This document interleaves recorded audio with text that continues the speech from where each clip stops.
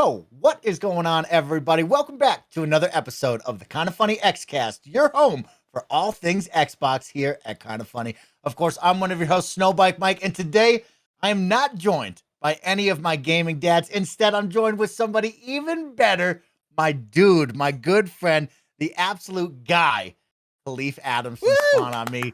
Kyle, what's good, homie? How are you? My brother from another mother, how are you doing? I'm so excited to be here with you and the team. My energy is high. I don't have belly rumbles. I can walk again because my vertigo has gone away. I'm in a very happy spot right now. And I just have to say, every time the Xcast intro comes on, it just makes me want to rub my nipple. It's just so good. It's Thank you, so Kahlief. good. So fantastic. So I'm excited to be here with you. Excited to not be here with Paris. F that guy in the nose.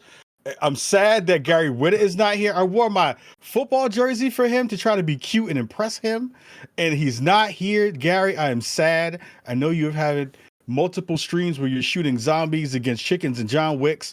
I'm sad that you're not here because I tried to look cute for you. Damn it. He has lost his mind, Kahlief Adams, to Ultimate Battle Simulator 2. Every time I tune on to Twitch, it's Gary just sitting there with the most outrageous setup going on. John Wick versus Texas Lone Star Ranger. It's something dumb every time, but he would love the football jersey. He would love it. I know he would. I tried to represent as hard as I could for the footy, and I failed. We're going to talk a little bit about football in just a little bit. We got to talk some sports, you and I, Kahlief, in just a little bit. But, you bring up the intro. And, Kahlief, I'm glad you said that because each and every week, right, it's Friday when we record this. Everybody gets it on Saturday morning. It's been a long week. And sometimes we have really good, energetic weeks. Sometimes you're just down. You're like, man, I am exhausted. We got to get through this. But when that intro hits, it's been what, Barrett, 87, 88 episodes now? Every time it brings a smile to my face. You are 2 months away from that good old sweet 100, Mike. Oh, wow. Okay. We're going to have to do something dope for episode 100. Now, Kahlief, that actually leads into a good one. You've been podcasting for a long time. You're somebody that I have modeled myself after, somebody I'd love to be influenced by. When you hit these big milestones, what do you like to do on the pod? Is there like a certain, maybe you lean into a game since we're an Xbox podcast? Do you call up a special guest or do you just say, hey, yo, let's get a little one-on-one. Let's talk about how far we've come. I think you gents have 2 months to get another big guest on this show. I think big guests really are nice for milestones. Okay. We're gosh, I don't even know how many months we're out from 500, but we just hit 437 on the show. And I would say I love having big guests on. I love trying to snag folks who are really kind of emblematic of the conversations that we want to have, or I really like to do recap shows where you go back into the archives, you go look at some of the stuff that you've done over the past couple of years, and you bring those things back to the forefront and reminisce a little bit and hang out. So I first of all, I'm proud of y'all again. 100 for all the stuff that you all do every week. It is nuts. It feels like you're already way past that number. But again, I remember when you pitched this as a thing. And now you're almost at 100 shows. So again, I think that's the beauty of what y'all do at KF and the beauty of what the Patreon folks and all the best friends bring to the table. So it's super dope to see y'all get to 100. I'll be in the chat. Yeah, thanks, Guy. You know that, man. Well, thank you to you and everybody that made this possible, truly and honestly. It has been a blast, and we are getting close. Let's stick on guests because I'm sure everybody listening and watching is probably furiously typing in the comments who they want to see. Let's keep it Xbox-centric. Cots, episode 100 for you. Who are you picking up the phone? Who are you calling from Team Xbox or maybe some of the studios to come in and talk with you? Because we've had some great guests. A couple weeks ago for my birthday, we had Big Joe Staten on from 343. That was pretty epic. I mean, we've seen Matt Booty come to the KindaFunny Games cast. I got to hang out with him. That was awesome. We had Greeny and Hines on, a little Pete and Greeny show, which was really dope. Yeah. I mean, of course, Sarah Bond was incredible. We got to meet my hero, Major Nelson, which that was episode 3. If there's anyone I'd like to take back and redo, Kahlief, it would be Major Nelson. Because, you get your hero, right? And they call you up there like, okay, we got Major Nelson. I was like, oh my God, that's my idol. And they're like, episode 3. And I'm like, I'm not ready yet. I'm still a rookie.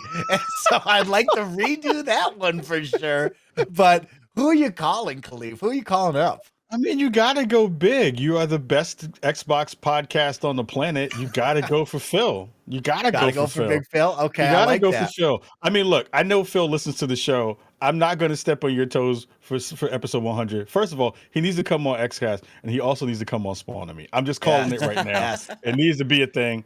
I feel like it's time. I mean, for he was those on conversations kind of to happen. funny content, but the Snakes Tim and Greg's brought him over to Gamescast rather than. I know. Xcast, And you know what? Speaking of snakes and speaking of Greg, and speaking of people who don't deserve to be in the same room as Phil Spencer, and speaking of people who are a blight on society. Jesus.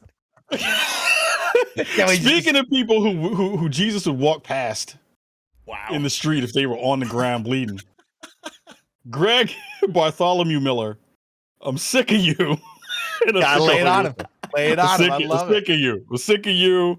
Sick of your nonsense. I'm sad that that the person who produced my reel put you in the front of it. I don't know who did that. I didn't authorize that. That was not what it was supposed to be about. But I love you, Greg, and I love you, Tim. But I would love to see Phil on Xcast. I think it would just be a really fun conversation. I think the audience would really vibe with it. And Phil is one of the best people on the planet. Like every time I've had a conversation with him, he's just been so genuinely nice and all of that stuff. So Phil would be a great episode 100. I think it would be real dope. Mike, I would bring it back to what you just brought up. Have Major Nelson back on. You know, he was your first big guest, and then like almost like like how George Lucas says, like it's poetry almost. You know, you bring him back for the big 100 and like have him kind of be able to see like where we're at now, right? Not 3 episodes in, where you're still trying to like find your footing in the podcast world and stuff. Like I think that would be fun too. I kind of love those too, because everyone has one of those. Like everyone has that. Like one. You got someone too early before you knew what you were doing, and then you're like, damn, I wish I could do that show over because I just botched it. I have one. I have my own too, so I get it. I think you grow so much, Kahlief, and I think that's the one thing I've grown so much doing this. And another person I'd love to bring back is Alana, right? I think we got to get Alana on the pod for episode 100 to celebrate her and everything she brought for the show and for me, right? And the growth. But you look back on the journey, right? And it's like, I've grown so much. And I remember the first time we ever had a guest all the way through probably the 10th guest of like over-researching, over-analyzing, getting super critical about myself the night before and getting all clammed up. And to the point now where it's like, I'm so comfortable after doing it with Alana and Gary and especially Paris. When me and Paris have really figured out a great like cadence of going back and forth and ping-ponging off of the guests. It's like, oh yeah, bring them on. I'm more excited now than ever to be a little more loose and a little more fun with it. And I think that's been a long time coming. So that's great. But yeah, everybody watching and listening out there, if you have an awesome recommendation for an episode 100 guest, let us know. I mean, when I look at my calendar here, episode 100, maybe shortly after an Xbox and Bethesda showcase, maybe we'll be celebrating games and the future of Xbox. Could be a perfect time for Phil Spencer to come on, but we'll take a look at that in just a little bit. Kahlief, we got a great show. We got a lot of good vibes to bring around, so let's jump right into it. Of course, this is the Kinda Funny Xcast. We post each and every Saturday at 6 a.m. West Coast, Best Coast time on youtube.com/KindaFunnyGames, roosterteeth.com, and of course on podcast services around the globe. Don't forget that Kinda Funny is now Epic Games Partners, which means if you are buying V-Bucks in Fortnite, if you're upgrading your Battle Pass, or if you're buying a game off the Epic Games Store, please use our Epic Creator Code at checkout, Kinda Funny, to help support the team. And talking about support, we want to give a big thank you to all of our Patreon best friends out there, whether you're supporting on Patreon, Kinda Funny Prime, or over on Patreon with Kinda Funny Games. Thank you all so much for the support, and a big shout out to our Patreon producers for the month of May. We have Anonymous, Fargo Brady, Tyler Ross, Delaney Twinning, First Responder ND, Julian the Gluten-Free Gamer, Alex J. Sandoval, James Hastings, and Casey Andrews. Of course, this week, the Kinda Funny Xcast is sponsored by Maple Story and Lumen Skin, but myself and the team will tell you all about that in just a little bit. Since I have you on, and it's you and I rap, and we get to go one-on-one, we'll get to the news. It's been a slow week of news, but there's some cool little pieces in the news. But I wanted to kick it off with you of catching up, because you have teamed up with the FCF. You were doing some really awesome content over there, which then, of course, leads into some fun sports video game talk that we can have, because I'm always looking for a new NFL Street, and I think the FCF is that NFL Street vibe that I love looking at, right? That indoor football, really tight quarters. They got the wall, the tackling. But let's talk about it, Kahlief. How has that been going for you, and what have you been doing over there? It's been fantastic. It's been one of the most fun projects I've had a chance to work on in a long time. You and I, and I know Andy especially, we all love sports. We're big sports heads outside of our love for video games. And when they tapped me to kind of host the show that they were looking to put on, that's kind of the beginning to the week for the games that are played on the weekends in the show called The People's Pregame. It was really a kind of amazing moment for me as a person who's continually trying to get better at my craft and trying to learn and stretch my legs into other places that I'm not usually have access to be able to host a sports show that's on NBC, LX, and on Peacock TV. Like, that's a huge deal for someone like me who, again, is not classically trained as a person who's learned to do this on the fly and is trying to get better every day with what I want to do, and they get a chance to kind of talk about a thing that I love, both in football and the FCF. That's a dream come true. Like, I am constantly in awe of all the stuff I get a chance to do, and all the opportunities that come my way, and very humbled at the fact that those folks asked me to be a part of what so far is their biggest season yet in season 2, and how it just continues to grow with folks like Johnny Manziel coming back and Terrell Owens being in the league, Hall of Famer in that space, and now what it sounds like Mike Vick gonna join the league for a couple of games and stuff too. So being able to kind of like kick that off for the week and into a whole bunch of fun games, like, that's dope. Like, I can't complain at all.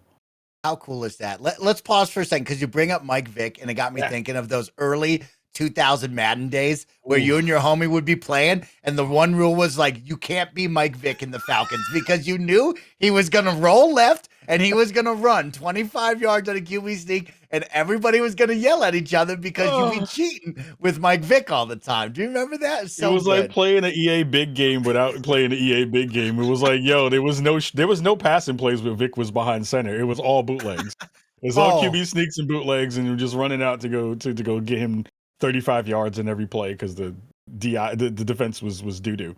So it was so miss that so much, Kahlief. And that's one thing we talked about on the podcast, especially with me and Gary, and I know Paris loves to chime in too, but like, Gary loves those EA big games, right? SSX Tricky. We loved all those. And I know you and I and Paris and the gang, we all grew up on that, but like, there's a big hole here. And I want to kind of get a vibe check of like, where do you think we are at right now with sports games? Are you pleased with them? Can they be elevated? And what are we missing? Do we need to go back to the EA big street franchises? Can Xbox capitalize on that? So like, let's start off like, how you vibing right now with all the sports games that we currently have?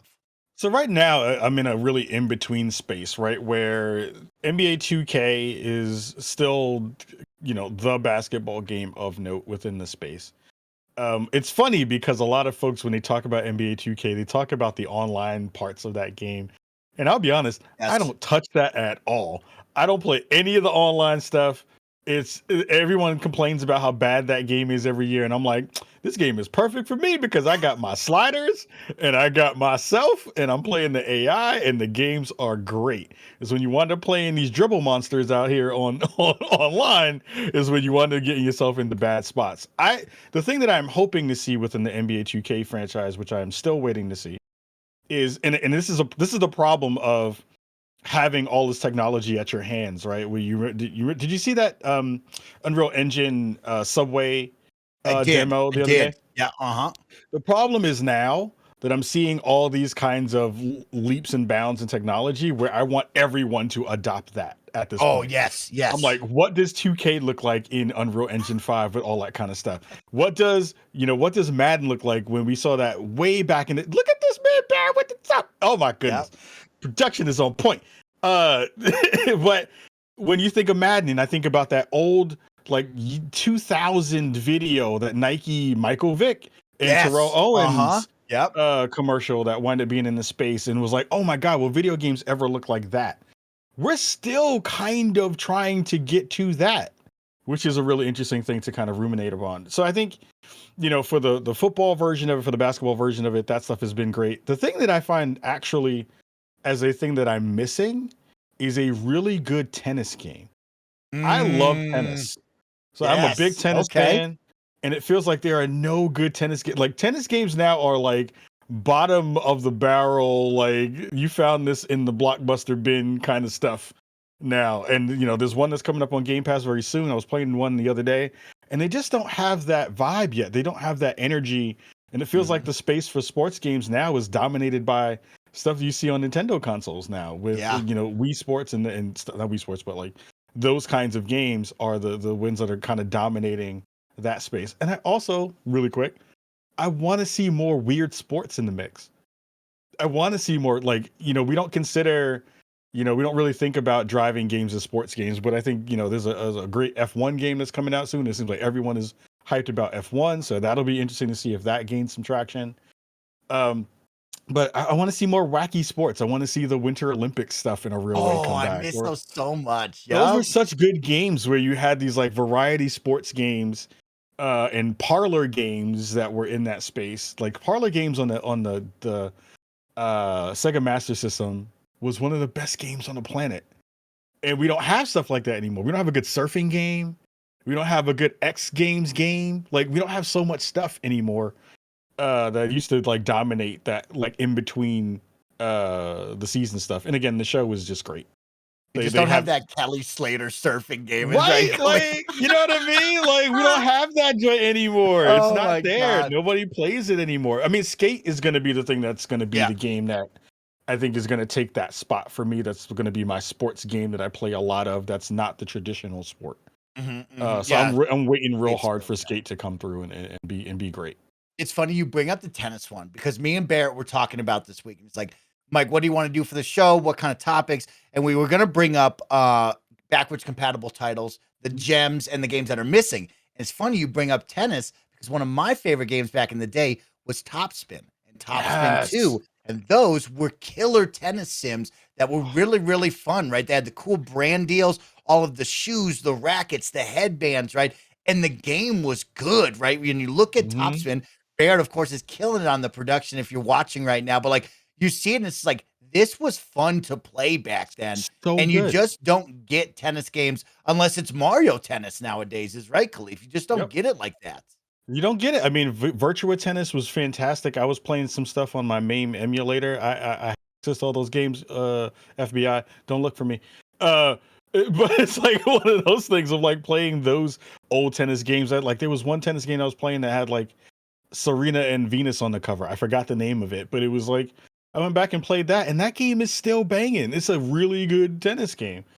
So I think that there's a space there for the traditional sports tennis games, or traditional sports games. But like you and I have been saying forever, like I would pay so much money to get a new version, a really stylized version of an NBA Street. Oh, it would make so much money. If EA was ever like, we don't know what we're going to do for our fiscal year XYZ, if you were to even if you ditch EA Big as the title, right, as the branding for it, and just said, we're going to do a major licensing deal with the NBA and figure out a way to get player likenesses in a real way and do another street game, that game would top the charts for everything. It might even supplant NBA 2K easily. Because you would be able to go wild with it and just do whatever you want while also having all those likenesses for stars that never were in that game unless you modded them in. So I think there's a lot of conversation there about sports games and how we're missing stuff at this point.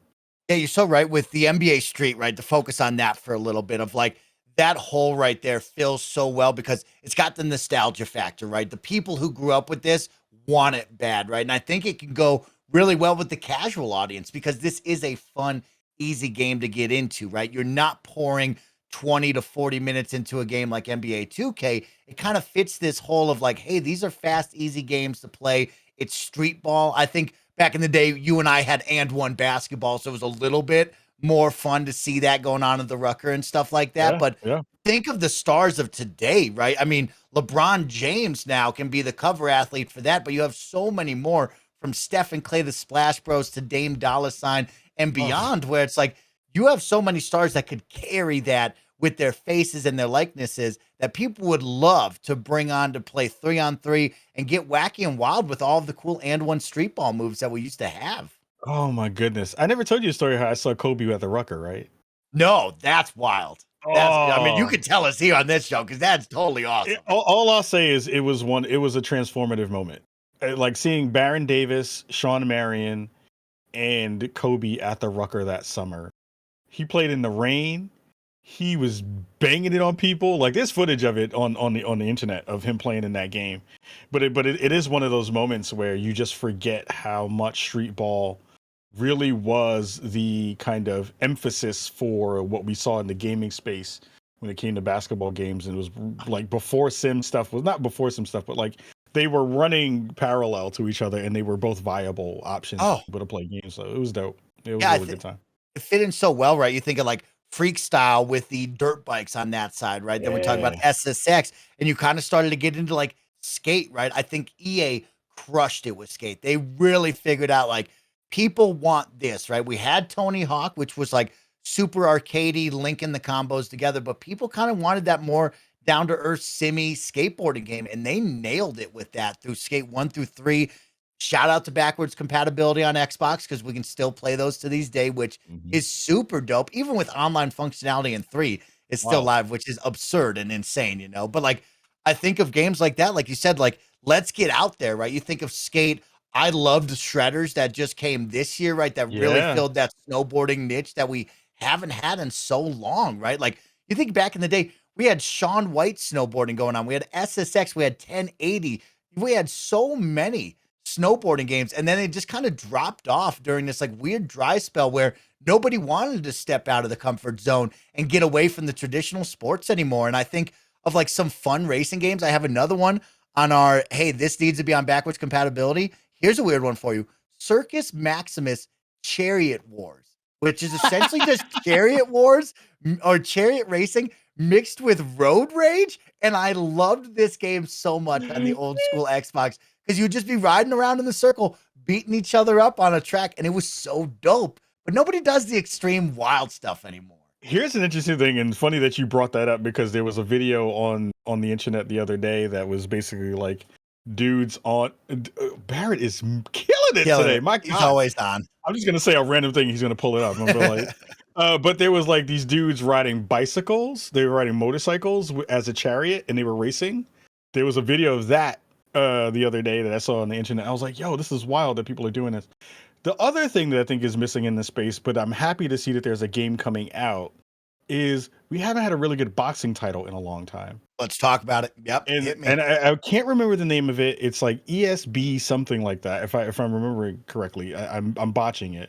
But they have been pulling in and scanning so many of the most prominent fighters of the past couple of years. Like Canelo just got put into it. Some of the other kind of more well-known heavyweights and stuff have been put into the game. It looks pretty fantastic. It is a really good-looking game. It still seems like it's fairly early. This is definitely not that game, but this is Ready to Rumble, bro. This is one of my favorites. Ready to Rumble was on point, but it is this boxing game that is in there right now. That is in the mix. Esports Boxing Club is the name of the game. Okay. So that's the name of that game, Esports Boxing Club. And I'm really excited for that because I want a new fighting game. I want a new boxing game that we can really dig into, and it looks gorgeous. It is really, really pretty. It's made by Steel City Interactive. Oh, okay. And it looks like it is dope. It looks good. Like, look at this. I'm glad you brought up boxing, Kahlief, because that's one that I wrote down, right? Shout out to backwards compatibility since we're kind of on this topic, right? Yep. You have Fight Night Champions, right? But that's not Fight Night Round 3. It never was and never will be. And that's the one I want, right? I want B-Hop back again in the ring, going against Muhammad Ali and all of the legends. Like, Fight Night Round 3 was the peak of Fight Night. And even as non-boxing fans, everybody was talking about Fight Night. Like, that was a really special game right there. And I just, Champions was Champions. It was more of that, but it just didn't hit the peak of Fight Night Round 3 for me, which I wish we had that on backwards compatibility. You used to piss people off because you used to play in the shell defense. People would get mad at you. You'd go like this. People would be mad at you. They hate you because they're like, I can't punch this man in the face. His arm's over his face. I can't hit him. Yeah, so many I think good there's ones. a lot of stuff in the mix, and BC is backwards compatibility is really bringing some of that stuff back home. I was playing Fight Night Champion like maybe 2 months ago. Yeah, me too. Like, oh man, every now I so turn that good. on.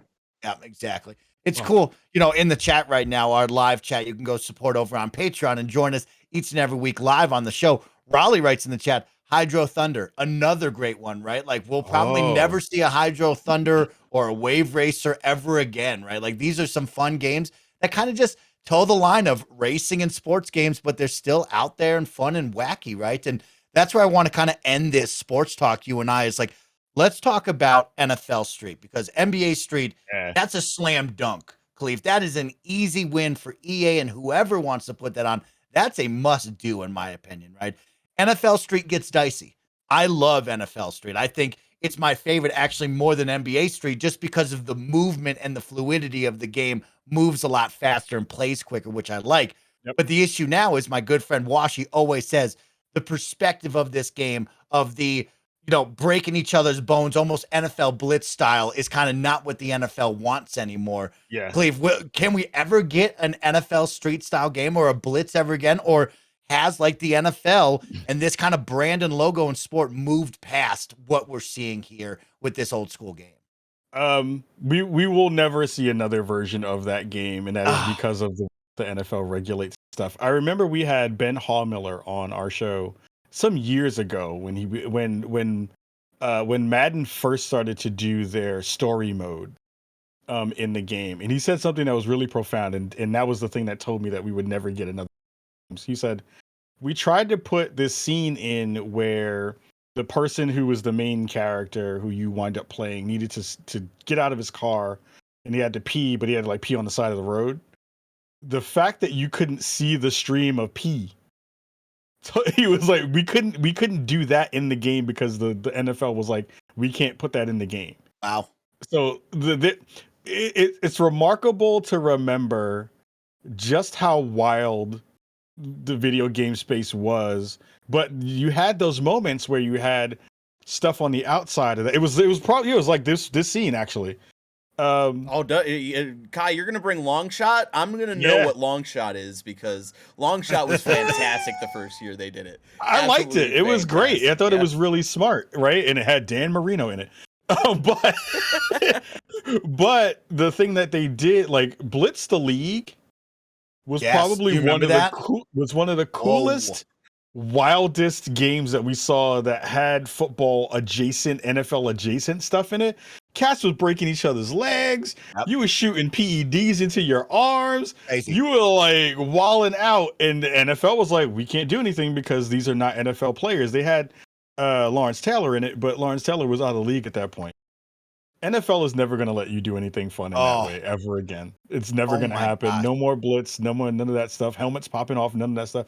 They even took out, if you think about it, one of the coolest things that was in Madden, again, the video game version of it, was if a player got hurt way back in the day, you had the ambulance run through the field and it would knock people over getting to the person. They actually had to take that out because the Players Association was like, we don't want to reference players getting hurt in this way. Wow. So when they talk about NFL being a no fun league, that's the reason why they talk about it being a no fun league. That's crazy, Kahlief, because I think of that, right? When you look at that one, Blitz the League was insane at the time, right? Because we had Blitz and we were building up, we had NFL Street, and then all of a sudden they were like, here's Blitz the League. And they were like, we looked at Mortal Kombat and the fatalities, and we decided we're going to give you X-ray vision of a man snapping his knee in half, and then you're going to take him to the sideline, gas him up with some drugs, and he's going back out there. And you're like, this is insane. And never to be seen from again. That was the end of it all, which is wild to think about, because now we're in this age where like everything is dominated by these sim games, and they're great, but like we're missing that fun video game nature again. It's just gone. And it hurts that we don't have that, and I miss it so much. There's Super Mutant Football, which I do like. I think that's a mix of Blitz with like werewolves and skeletons. The first one was all right, I'll give it. It wasn't perfect. It looks like they are coming out with a second one, which I'm excited about. But man, there's so much to talk about when it comes to sports games. And like, we didn't even get into one of my favorites, which is the backyard sports games with the kids and Pablo Sanchez, who is the GOAT of all sports. And like, how much fun those games were. And like, you look around, you're like, why is somebody not making that? right? Like, why is there not a kids game that is that much fun with all these faces, right? You think of the NFL, like you could have Josh Allen and Patty Mahomes settling the beef in NFL Street, but no, we're never going to see that. But let's end the sports talk right now with so cute. Who is your favorite sports commentator or voice on the broadcast and all the video games you play? Because of course I look to Tim Kitzrow, right? You think of him from NBA Jam, NFL Blitz, NHL Hits, right? He's the one yelling boom shakalaka, and that was some of the best. But over the years, I mean, we've even seen the team from the NBA TNT Countdown get into NBA 2K, right? Except for Chuck, who's like, no, you got to pay some charities because I'm not taking that money, you know, which I love. I respect Chuck for that. But like, they have added so many people. Has there ever been anybody that stuck out to you besides, of course, Tim with his outstanding voice? You know who's actually really great is Doris Burke, who I love to death. Yes. Like I have a big old crush on Doris Burke. I think if you really poll the black community, there are many brothers who are like, yo, Doris Burke is dope. Like, I think Doris Burke is dope, but she's great. Like, I think she has been, just in her career, has been fantastic behind the mic, and she's been just great. But I think she adds another layer to that kind of play-by-play team on the NBA 2K side, because you hardly ever see women in the booth in sports games at all, except if they're doing like sideline reporting. But having her run through and being in the play-by-play spot, it adds this extra just layer of dopeness to it. I think she's brilliant and fantastic in everything that she does. So I would say Doris. I think Mike Breen. I don't think Mike Breen is in a game. I don't think he's in 2K. But Mike Breen, if Mike Breen was ever in a game, it would be the best thing. Bang! Like, no oh my God. Oh my gosh, so good. So, everybody out there in the chat, along with the 100th guest, let's know what sports games you miss and that need to come back and just bring the fun back again. We do have some cool ones coming up, though, Kahlief, that I'm really excited for. Of course, Mario Strikers, right? We finally get a Mario soccer game back again. I love the Mario games, those sports games, because I think they are fun, they are family friendly, and they're fast and more arcadey. But we've had a lot of golf and tennis over the past decade. I'm ready for them to bring back soccer, baseball, maybe even some basketball they had way back in the day with 3-on-3. So I can't wait for this. And also the announcement that we talked about a couple months ago was Lego stepping into the sports world and making a couple of Lego titles, right? So they'll have a Lego soccer game and then more. So I'm really looking forward to see what do you create in the Lego world, because really coming off the back of Lego Star Wars, I love the Lego games. I'm always down for that fun kind of like break all the bricks gameplay and see what you can do in the sports world. Here would be a fantastic game that would fit really well across Mario and Lego. If you did Mario and Lego Dodgeball. Ooh. Think about that. Especially with the success of Knockout City. Knockout City. Yeah. Exactly. You hit somebody in Lego and they just fall apart and break apart into bricks. Oh, it would be so good. Pick up one of the guy's heads and you throw it as a ball. Now you're thinking. Yeah. Right? They got some room to work there. And, you got to give a big shout out to that Knockout City team, because when we talk about sports games, they took a chance on a dodgeball game and they made that super fun, right? The game played really well. It was balanced. It was exciting. There was a large skill gap. I mean, me, Barrett, and Blessing, we got good. Barrett and Blessing got really good. But then when we played the devs, it was like, oh, we're not good, right? There are people that are really good. And so they crushed that game back then, too. I still have Knockout City PTSD after playing Barrett. Barrett is a monster. I think one of the last times I played Knockout City was probably one of the last streams I did on my personal Twitch channel, where I finished like my Persona 5 Royal millionth playthrough or whatever, and I wanted to wrap up the stream with something fun, so I put up Knockout City, and it was when they had the mode where it was free for all, 10 different players, and whoever got to 10 the first one to get to 10 knockouts won. And I remember, it was like the last game that I was playing on that stream. I think there was someone who already had like 8 knockouts. I was at 4, and I was like, this ain't happening. And then I got 6 knockouts in a row, and I think it was the best way to ever end a stream. And it's like, I think back at that, and I was like, Yeah, I could have gone pro in Knockout City for sure. I'm saying though, 100% Barrett was a easily. monster. Easily Barrett. Babyface assassin Barrett is. Well, no, we call myself baseball butt Barrett now. Baseball butt. That's what he wants to be called. Baseball butt. We need to pop up that baseball card real fast.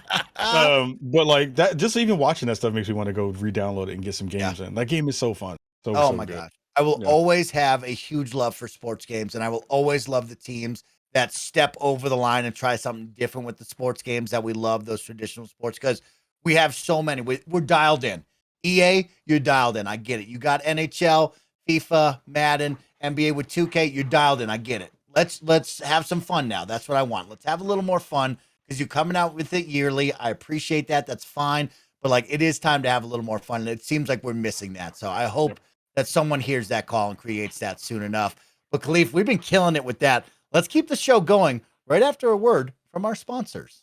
Shout out to MapleStory for sponsoring this episode. Are you tired of being judged based on the way you look? MapleStory is too. Because while it may look cute and cuddly, this is a deeply hardcore MMORPG. MapleStory is full of vast, colorful lands and a ferocious array of towering monsters, and don't get us started about damage. MapleStory will have you dealing billions with each swing of your Fafnir battle cleaver as you battle boss after epic boss, and you can customize your Mapler your way. MapleStory has 40 plus jobs and thousands of weapons, outfits, hats, armor sets, and mounts for you to take on your journey, from the Lionheart battle bracers to vicious lollipop wands. And you know I love a lollipop wand. There's a ton to see and do in this picturesque world, and with 18 years of content to sink your Genesis weapon into, there will always be a new adventure around the corner. MapleStory is ready to go.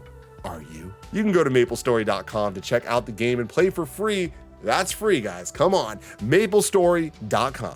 This episode is brought to you by Lumen. If your skincare routine is basically you washing your face in the shower with that one shower gel that you've been using since high school, then it's time to level up the skincare game. Thanks to Lumen, you can drop that bottle of 3-in-1 and start using products that actually take care of your face. With Lumen, you get the highest quality products. All their products aim to help with those stubborn acne scars, under eye dark circles, wrinkles, sun damage, dry skin, oily skin. Gia has been using the charcoal face wash and charcoal face scrub, and she feels so fresh, so clean afterward. She has dry skin, so especially during the winter, it's nice to have that hydration and exfoliation. Also, she's a big fan of the really subtle citrus smell. All you have to do is take a 2-minute quiz on their website, and they'll tell you exactly which routine is best for you based on your skincare needs. Level up your skincare game with Lumen Skin today. You can go to lumenskin.com/kindafunny to get your free trial of Lumen's products. That's luminskin.com/kindafunny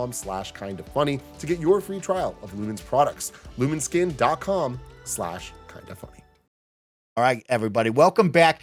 We have a cool little win for Xbox here that went around social media, and people got kind of hot, Kahlief Adams, over this small milestone that really is a cool little moment for Xbox. But in the grand scheme of things, when I give you the final numbers, a lot of people got really twisted and all uptight over something that's so small. But here's a cool one. We have a positive week for Xbox sales in Japan. This is actually coming from Windows Central Gaming by our good friend Jez Corden over there, a good friend over on Xbox 2 podcast as well. He writes, Famitsu via VGC is reporting that Xbox Series S sales are more than double that of the PlayStation 5 in Japan for the past week, giving Xbox a weekly sales lead they haven't seen for the better part of a decade.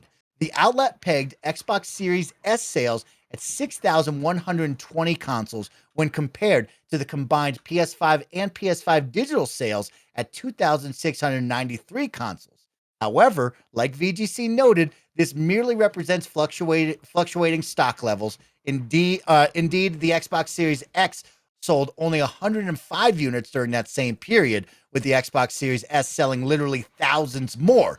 Now, an awesome moment right there. Very cool to hear that. As they said, right, this hasn't happened in more than a decade, so kind of a cool little moment. But just to break it down for everybody before we start going hooting and ron and being mean to people, the total Japanese sales picture for the new gen consoles pegs PlayStation 5 combined units at 1,620,000 compared to Xbox Series X and S at a total of 204,000. So it's a huge moment here, huge thing going on. But Kahlief, it's positive, right? We talk about killing the team, identifying Japan and other regions around the globe as growing markets that they really want to attack and get into. And this is a big deal right now. I know that, different levels of stock is a big play here, but 6,000 units in a week, very cool for the Xbox Series S. What do you think about that? Are they gaining a little bit of a foothold out here in Japan? I mean, I hope so. I mean, that's been a conversation that I've heard Phil Spencer talk about for a long time. Like, I remember sitting in a room right when they were starting to have the conversations about what, basically xCloud was going to wind up being, and saying like, hey, we want to definitely still try to figure out a way to have some space in the Japanese market, because they've never had a space in the Japanese market in a bigger way. It has been the funniest thing to see people who are non-Xbox fans try to figure out every possible way to poop on someone's joy by being like, there's a chip shortage. That's the reason why they got the win for a week. Ooh, you got to win. And I'm like, look, it's a win. The thing that's been smart has been Xbox not actually jumping on it from a PR perspective and trying to blow it up in something bigger than what it actually is, which is really, really smart on their end. But again, it's good news for them in some form or fashion in a market that they haven't had a foothold in. I think with the conversations about what they've done from a hardware perspective and a cloud-based perspective, I don't think that the technology that they are implementing to make themselves relevant across gaming as a whole has more of an impact than the actual hardware sales that they would have in that region. The fact that you would be able to now, at this point, play a lot of the titles that you would on a console on a phone in a market that is very phone centric speaks volumes to what potentially that could be for that in that space. So for them to get this kind of win, it's nice. It doesn't set a trend. If this was a trend that happened over a month, then we'd have more to kind of really dig through and pull into. But man, people are haters. People are just like, you didn't do nothing. You didn't do nothing for real. And I'm like, everybody has a chip shortage. It's not like, what are you going to do? Like, the chip shortage is not going away anytime soon. People, some props if something good happens. This is like joy haters just being like, I don't like it. So it's funny. It is wild to see that, right? It's a nice little feather in the cap. You get the smile for the week. It's a big deal. And like, it is cool to see, like, they are really attacking that. I think we've talked about this of like, they have sold more Xbox Series X and S units than I believe the last generation, right? That's a big deal to finally get some sort of foothold here and trying to work towards where you want to be. And you're totally right. Cloud gaming is going to be the next big thing for them globally, right? This is going to be everywhere. And you see it right now. We just talked about it last week or the week before of Fortnite, a free-to-play title being free to play on the cloud, right? All you need is a Microsoft account and you're playing it through the Game Pass app. You don't have to have Game Pass. You're just playing it, right? And that's a big deal right now to see that, because look at Halo Infinite. Well, there's a first-party title that's free to play multiplayer. That's probably going to be next and onward down the line as we continue to add these on. And how much does that grab just the casual audience now playing these free-to-play titles and then jumping onto the subscription service? That's how it's got to go. That's how the ball starts to roll down the hill. But it is exciting to look at Japan and see where we're at because, of course, you and I have a very good friend over at Windows Central, Miles Dompierre, who loves JRPGs and is a big advocate of Xbox trying to find their way with these Japanese studios and these Japanese games over on the Eastern side. And you're going to be sitting down with him tomorrow to talk all things on Xbox Chatter Days. But when you look at that, I mean, are you somebody yourself missing out on these JRPGs? Is this a big get if they are able to get that? Like, where do we stand on that as just a casual gamer for yourself, Kahlief? I am not in the JRPG fandom. Like that's not in my wheelhouse as a thing that I particularly care about. But I do think, one of the conversations we've seen over the past at least 2 years with Microsoft making all of these M&As and acquisitions has been the idea of, is Xbox going to pull a Japanese studio into the fold? Like, is that going to be a thing that actually happens in the next couple of years? I think depending upon who that Japanese company may be, it could be a huge boon. It could shift that conversation in a real way for them in a way that makes sense. I just don't know who that would wind up being. Don't worry about it. Don't worry about it. Chat can't see it yet. They can't see it yet. Hold on. I don't know which studio that would wind up being. Yes, it is. It's official now. Everybody, it's official. Things. Those things are garbage. I don't know why you like it, chat. I don't know why people like that stuff. It's boring. It's terrible. It's awful. But it is one of those things of like, who could it be? We know that the major players would be Square, which I doubt they would wind up snagging those folks. Konami is kind of out of the mix in terms of, you know, fan favorability in that way.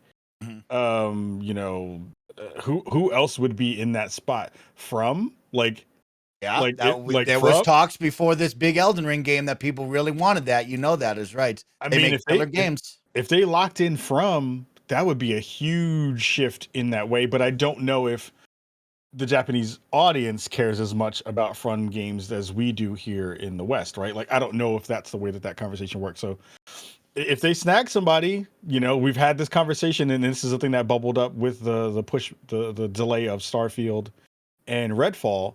Is this the way that they kind of stop the bleeding for 2022? Is to potentially make a purchase before the end of the year? Again, those things take years to come into effect and years to kind of get going. But is that a thing that helps to kind of solidify the idea that they are not losing ground and that 2022 isn't basically a lost year?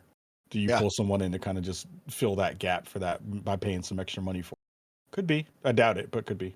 Yeah, that's the interesting conversation right now. It's like everybody's hesitant of, will they make another move because they have the Activision Blizzard kind of like it's on the reel and we're slowly bringing it in, and there's the back and forth of will they, won't they, what could happen if it gets blocked, right? But like everybody seems to be on the whole pattern of like there's no way anything could happen. But you're so right, Kahlief, and you think about it, they've started off, they have Tango Gameworks over there right now, right? That is part of the Bethesda umbrella, part of the Xbox umbrella.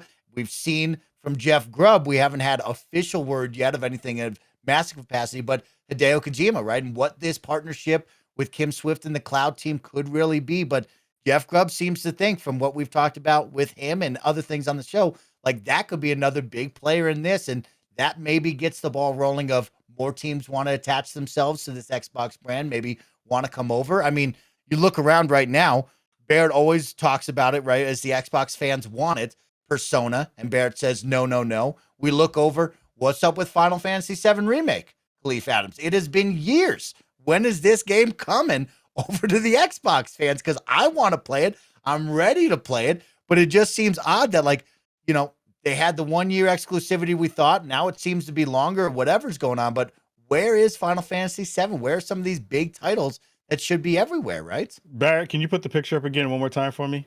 Hit me with it. Give me a second. Give me a second. Just a little bit here. No worry, you're working. Killing some time here. You're working. There we go.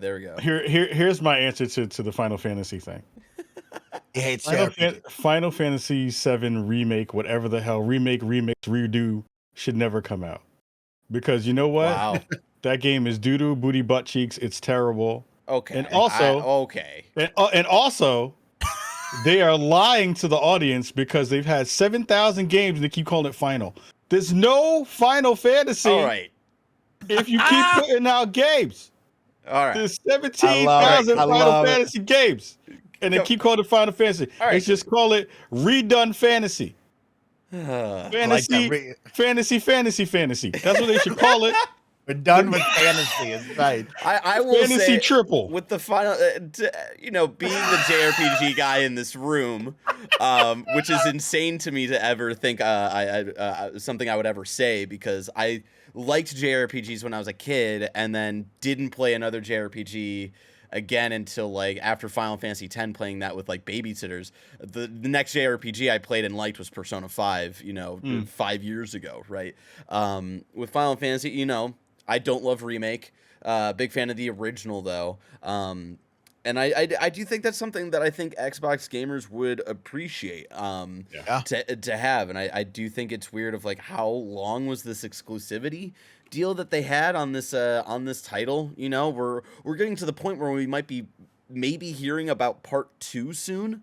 And we don't even know when part 1 is dropping on Xbox, which is just kind of insane to me with Final Fantasy 16, being a PlayStation exclusive and stuff. There's the not the rumors, but the speculation with Square Enix selling off its Western developers of maybe Square's trying to trim itself down to be, a little more suitable for an acquisition, possibly by Sony. So like, that future for Xbox is looking kind of bleak. On the Persona side, right? It's not that I don't want Persona to go to literally any of the mainline Persona games, come to any other platform challenge, hard mode on the end of Atlas, right? Like they ported Persona 4 Golden to PC last year. Persona 4 Golden is 10 years old this year, I believe.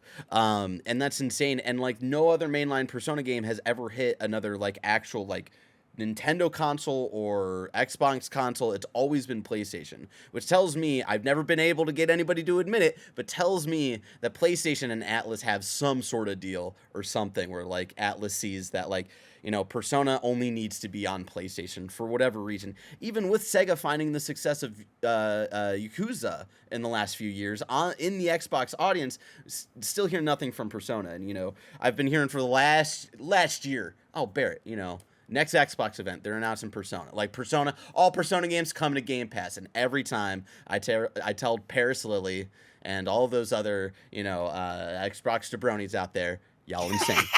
Y'all crazy. Bronies out there. Yeah. Every time he does. And you're right, Barry, right? We've gotten Yakuza on Game Pass, which has been a really special treat, right? That's so cool. Especially hearing, over on What's Good Games, Brittany Brombacher loves Yakuza. She's always hyping it up and got me hyped up for it. I jumped in to Like a Dragon and I loved that, right? I had so much fun. And so it is cool to see us start to slowly get that and to see Xbox.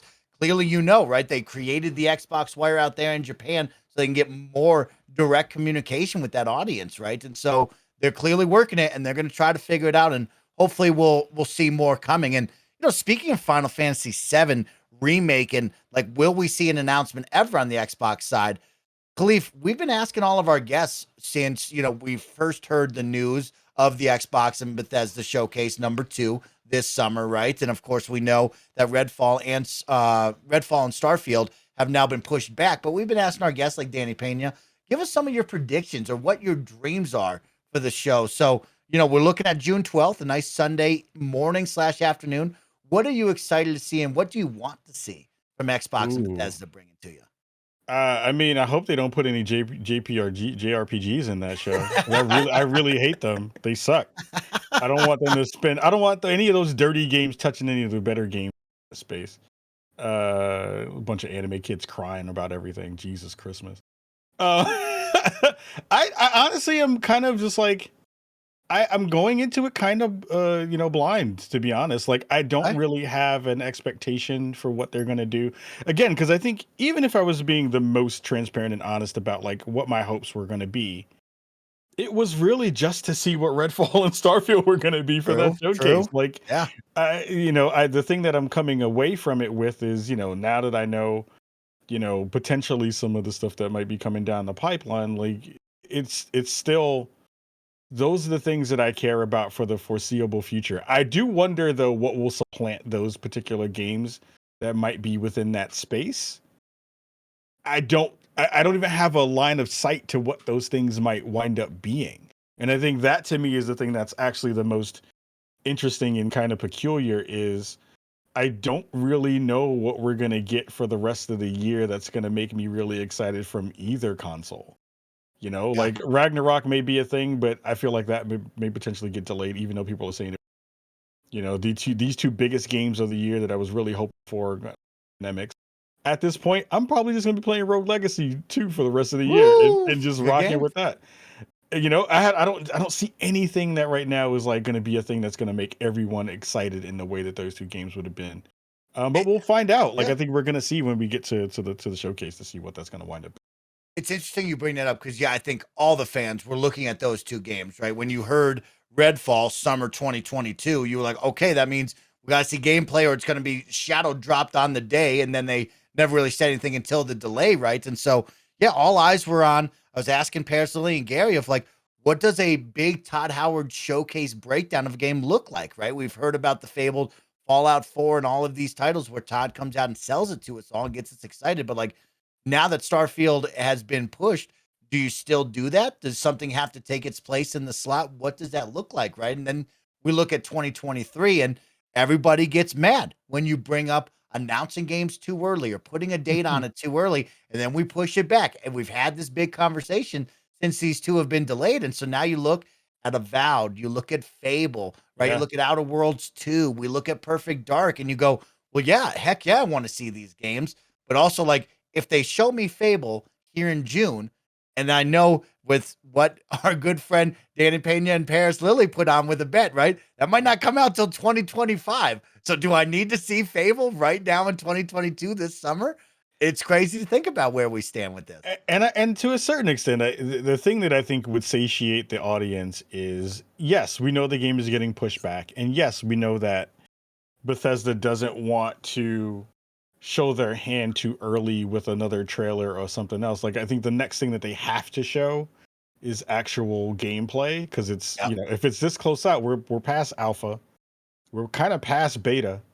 We're getting close to polish at this point, which is usually about 6 to 8 months out. I think you can show something at this point that will give the audience some idea that this is not just another version of what you've put out in the world before. I think they're way too early to still put any Skyrim-esque stuff in the work onto the world either. So it makes that conversation a lot, harder to kind of feel excited about in that space. I think that they definitely probably had to tap some other studios to be like, what do you got? Tell me quick. Yeah. I need to know what you got, because we got to show something that's going to get people excited, or they're going to just have a very kind of bland showcase, right? And I don't know if that switches up and not removes Todd Howard from it, but we get some kind of update on some of that stuff. I feel like we'll probably see some remake stuff. We'll get some maybe DLC stuff. We'll maybe see some stuff for some games that we hadn't heard from in a while. Like, maybe we get some, if Bethesda's going to show anything, what are you going to show me? Some Doom stuff? Not Doom stuff, but like, what are you going to show me in that time frame? Oh my gosh. I just really want them to bring out Wolfenstein. I will still continue to wish for that. I don't know if that's in the cards or not, especially with Indiana Jones, but like, please, Machine Games, make another Wolfenstein, because gosh darn it, Wolfensteins were so good. They were so bomb. And it's interesting, Kahlief, it's like, I'm at this weird point right now of like me looking forward to this. And also when we have this conversation about showing games early or too early, right? Like there's one piece of Mike that is quote unquote in the industry right here on KindaFunny Xcast. And before that, where I was listening to the weekly podcast, right? And you kind of get caught up in the cycle where we just talk about the same thing over and over again, or we attach ourselves to, let's say, the Fable teaser, right? And like we just picked that apart for a full year and onward. And then there was old school Mike, who was just gaming, working the 9 to 5 or at college, right? Where, oh wow, they showed me Elder Scrolls 6 and I got to see this and that, and we can pick it apart. And then I forget about it for a year or two, right? Because life comes at you. And when you're not gaming each and every day, you're just kind of gaming, playing your own games. And when they come, you get excited about it. So I am in this weird phase of like, you could show me Fable in June with whatever concept art, whatever kind of CGI trailer, and I'll probably be happy. But then there's industry Mike, who's going to be picking that apart for 6 months to a year. And I'm going to get bored of us not having any more news to talk about. Right. But like back in the day, Mike would be like, oh, heck yeah. Like, do you remember this, Steve? Like we saw this over here. Fable, that looked really cool. Yeah, that was great. And then we just keep moving on with our lives, So I don't know where I fall anymore. Well, I think the other part of this is why I go back to the you can show something, which is everyone has talked a lot about, oh my God, I'm so sad that this thing is not going to come out until Q1 of 2023. We're already in May. The year is almost halfway done to a certain extent. And the way the time works, we're going to be actually probably towards the end of the year way faster than you would have expected us to be. Time is just flying these days. Yeah. So we're actually a lot closer than people think that we are. And the fact that people are still going to get upset at that not being in that mix is going to be, annoying for everyone who's going to be there. Things I don't show me another Skyrim anything. No more Elder Scrolls. You don't want Elder Scrolls 6? I want Elder Scrolls. Oh, you mean Skyrim? I don't want Skyrim. Okay. I want Elder Scrolls stuff. You show me another Skyrim edition, I'll make you eat Paris's food. I don't want it. What if? Yes. Todd Howard coming out not as Todd Coward, but God Howard, and is like, hey. It's a Todd Coward. Skyrim coming to your smartwatch. Oh, look. See, this is what he would do. He'd say Skyrim coming to your Steam Deck in a brand new enhanced version because the Steam Decks are all the craze right now. I will jump through the screen and stab both of you. The only thing I want... Ian Preschel, who was the one who came up with the I love him. Howard, Todd Coward stuff. I miss him so much. I mean, give me an Apple Watch Pip-Boy screen. Oh, okay. Yeah. Give me that. Give me Rage 3. Give me that. Like, give me something that I can feel really excited about. Like, even Wolfenstein. Like, I know people are excited about Wolfenstein, and I like the Wolfenstein games. There is a mode right now that's the games that I am really excited for, and stuff that I'm just like, I don't really care, because you're not going to do a new Fallout anytime soon. They're still putting out stuff for 76. Prey hasn't gotten a new version of it yet. They have a Prey sequel, which would be pretty dope to see them kind of announce a Prey sequel, but again, that's not going to come out anytime soon. Yep.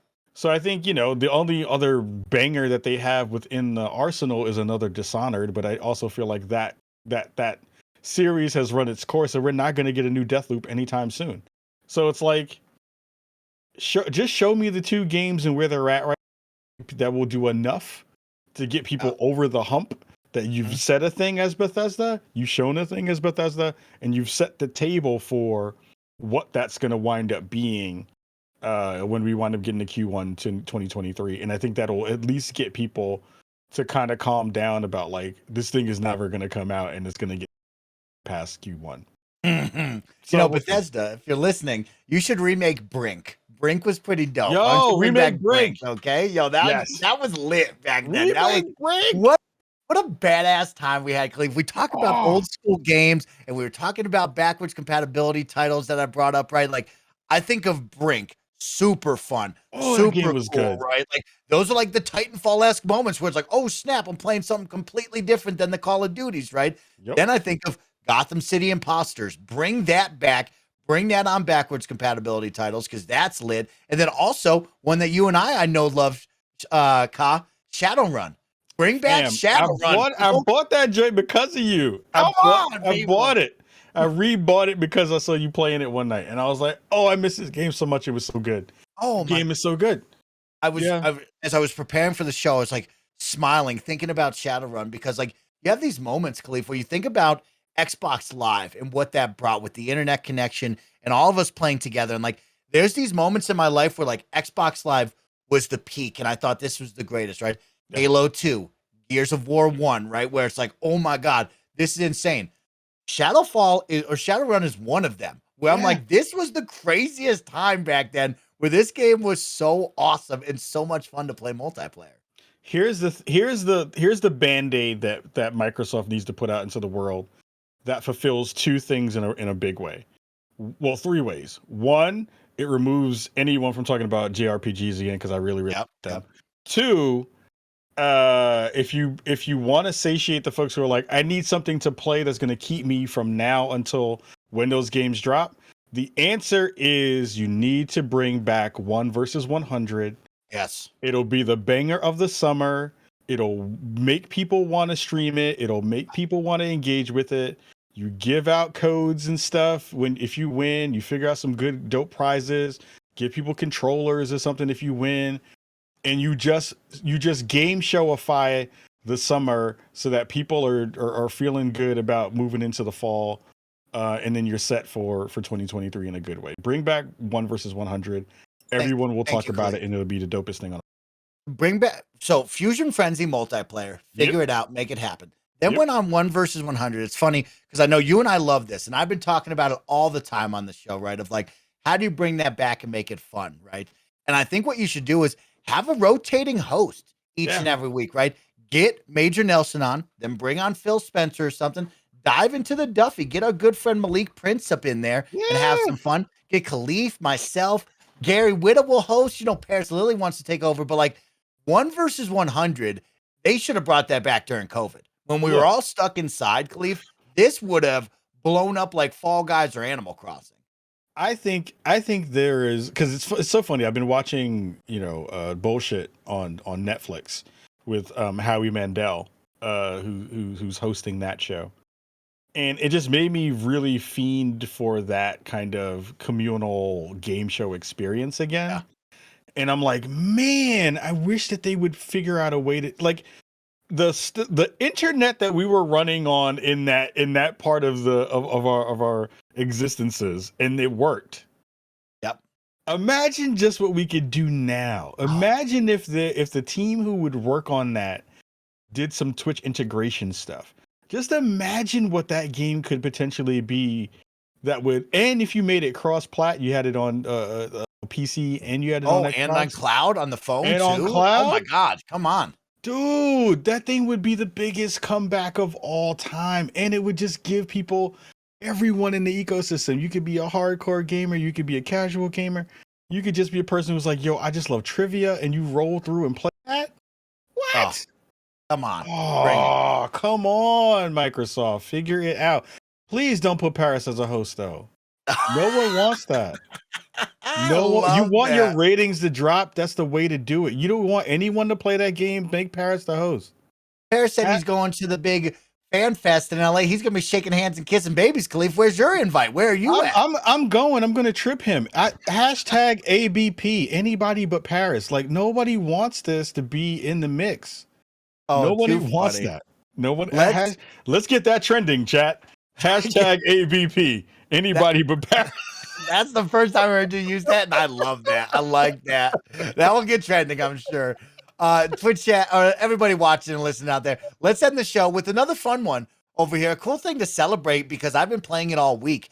The Evil Dead the game has sold very well in its first week. So Saber Interactive has revealed that Evil Dead the game has sold more than 500,000 units in the first 5 days after its release. So first off, congratulations. Shout out to that team. What a great one there. That was a game, Kahlief, where I had my reservations, my doubts, right? I think you and I have seen plenty of these asymmetric 4v1 games come and go, right? You think of Evolve from Turtle Rock, right? Like, I had a lot of fun with these games, but like, they're dictated by the community and how many people stay, right? The player base. So think of Evolve, you think of Predator Hunting Grounds, Friday the 13th, games like Dead by Daylight are getting a huge one right now. But like, have you played this? What do you think so far?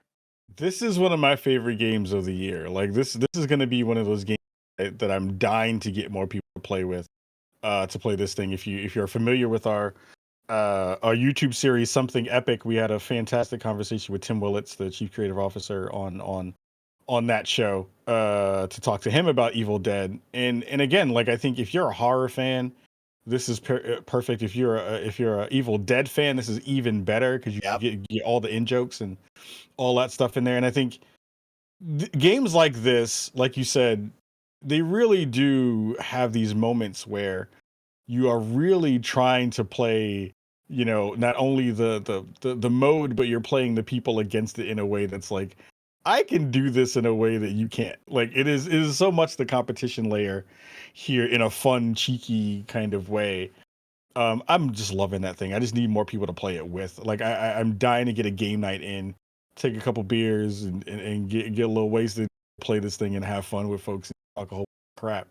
Because it's perfect for that. It is literally one of the best games to be able to do that kind of stuff. So I love this thing. I'm so glad that you're enjoying it, man. I need to get more people on. I'm having fun. I'm really enjoying it. I watched all 3 of the Evil Dead movies before this just to get the references. And I had a really good time throughout that week with Nick Scarpino watching it. And now to have the game in our hands, it's wild because Andy Cortez and Nick want to play it almost nightly, right? We play like 2 or 3 games a night and it's like, oh, this is fun. Everybody's bonding over this. And it feels a little less stressful than like a Predator, right? I felt with Predator, it was like, okay, we're Marines. We got to run to point A to point B. Don't die. And then the kid was really good. This one feels a little more fun. I think they found a really good balance of a little more fun, a little more engaging for the survivors to feel like they're strong enough to survive till the finale, right? And then on the flip side, I think that the killer in this game is very in depth. There's a lot going on here where it is not just, oh, you're in hack and slash jabroni running around chasing these people. There's traps to set. There's pieces to really be mindful of how much do you have? How much can you spend? Where do you want to put these pieces on the board so you can cause more mayhem and destruction and chaos to slow this team down, which I love. I think it's so awesome. It's very well done. Yeah, I think one of the pieces that Tim spoke about on the piece was, he said, we don't want your survivors to be cowering in a closet. We don't want you to be sitting somewhere waiting to die. We want you to be able to feel like you are competent and not only a survivor, but you're able to kind of do work against the enemies, which they've balanced this thing out in a way that feels really, really good so far. I think the thing that I would tell people is, if you're playing it, do the mission stuff first. The missions are pretty good. They're in depth. I do think that they need some checkpointing, because if you mess up, you have to start the whole mission over, and they're multi-layered pieces to every mission if you want to get some of the cooler characters and skins within the game. But do that stuff first. But yeah, like, next time y'all want to roll, please hit me up, because I'm dying to play with folks to get more of these games in, especially with the stuff, because I love that series. And shout out to Bruce Campbell for shading on the internet, which was great. That was pretty great. That was great. I can't be mad. That. As a horror fan, there's no other greater thing. You have one of your idols. So cool. Yeah. Now, Kahlief, let's end the show with two things. Yep. One, I got to bust your balls. Okay. Because I love you, and I love when you're over on Podcast Unlocked with my guy Ryan McCaffrey and the team over there, right? You, Ray Apollo, were on, but you were in the Unlock Block Trivia Challenge, and was asked which game was not on the original Xbox, and he brought up Def Jam, okay? And I thought, for sure, Kahlief was going to get he reads the question, the first words out of my mouth are, Def Jam, you got it, Mike, you're there. And Kahlief Adams, you're looking around, and I was worried about you. You got it wrong there. What happened? Why didn't you get that? Here's the funny thing. I've been watching, weirdly, a lot of people play Def Jam on Twitch lately. Okay. Shout out to Maximilian, one of my favorite streamers on the planet and in the fighting game. And he was playing a bunch of it the other day. So I was like, I know this game was in there, but also, like, I don't remember. But knowing that I've played literally every Def Jam game on the planet, and I was like, I don't remember how this thing was. I don't know. I froze, fam. Like, I don't know. I can't call it. I can't beat you up because it is prime time. You're on the big podcast. He asked you the question, but like, that's one I think of those as like, what a time. I had a PS2 and Xbox then, and we talked about NBA Street or NFL Street. Like, Def Jam was incredible. It had all of your favorite hip hop and rap artists back in the day, right? They had the made up characters that you loved. What a time to be alive. There was some weird, like, X-rated content in there too that I don't want to talk about on the podcast, but there's some crazy stuff in that game, bro. There was wild stuff in that game, in both of those games. Here's the question for you. Did you play Def Jam Icon? I never played Icon. I played Def Jam and Def Jam Fight for New York. Never played Icon. I need to find out if Def Jam Icon is on backwards compatibility.